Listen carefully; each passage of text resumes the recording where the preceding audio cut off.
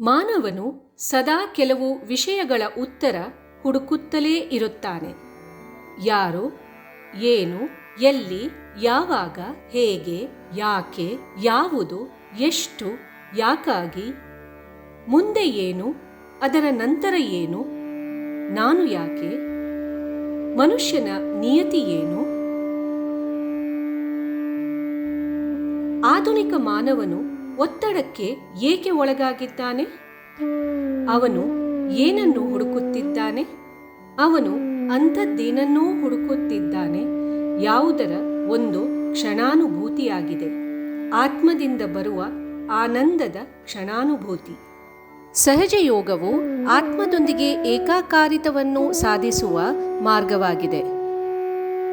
ಮತ್ತು ಶ್ರೀ ಮಾತಾಜಿಯವರ ಶಬ್ದಗಳಲ್ಲಿ ಹೇಳುವುದಾದರೆ, ನಿಮ್ಮನ್ನು ಸೃಷ್ಟಿಸಿದ ಆ ಶಕ್ತಿಯೊಂದಿಗೆ ಸಂಬಂಧವನ್ನು ಕಲ್ಪಿಸುವವರೆಗೆ ನೀವು ನಿಮ್ಮ ಜೀವನದ ಅರ್ಥವನ್ನು ತಿಳಿಯಲು ಸಾಧ್ಯವಿಲ್ಲ.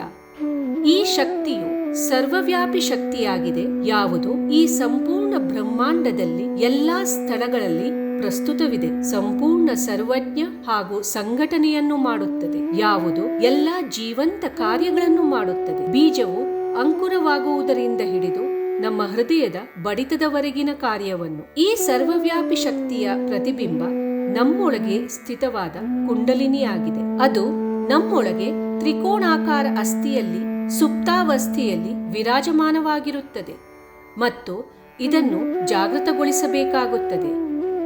ಕುಂಡಲಿನಿ ಮೇಲೆದ್ದು ನೆತ್ತಿಯವರೆಗೆ ಬಂದು ನಮ್ಮ ಸಂಪರ್ಕವನ್ನು ಸರ್ವವ್ಯಾಪಿ ಶಕ್ತಿಯೊಂದಿಗೆ ಮಾಡಿದಾಗ ಆತ್ಮ ಸಾಕ್ಷಾತ್ಕಾರವು ಸಂಭವಿಸುತ್ತದೆ. ಪ್ರಾಚೀನ ಕಾಲದಿಂದಲೂ ಕುಂಡಲಿನಿಯ ಬಗ್ಗೆ ತಿಳಿದಿತ್ತು, ಆದರೆ ಈ ಜ್ಞಾನವನ್ನು ಗೋಪನೀಯವಾಗಿ ಇಡಲಾಗಿತ್ತು.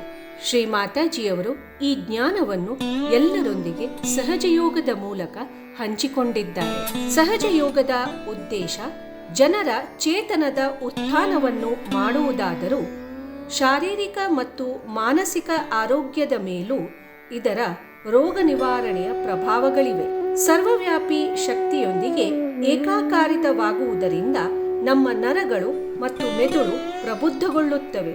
ಅದರಿಂದಾಗಿ ನಮ್ಮ ಸ್ವಯಂಚಾಲಿತ ನರಮಂಡಲವು ಸಕ್ರಿಯಗೊಳ್ಳುತ್ತದೆ. ಇದರ ಅನುಭವವು ತಲೆಯ ನೆತ್ತಿಯ ಮೇಲೆ ಮತ್ತು ಕೈಗಳಲ್ಲಿ ಹರಿಯುವ ತಣ್ಣನೆಯ ಚೈತನ್ಯದ ಅಲೆಗಳಿಂದ ಆಗುತ್ತದೆ. ಕುಂಡಲಿನಿ ಜಾಗೃತಿಯ ಸಹಾಯದಿಂದ ನಮಗೆ ಆಂತರ್ಯದ ಸಮತೋಲನ ಪ್ರಾಪ್ತವಾಗುತ್ತದೆ.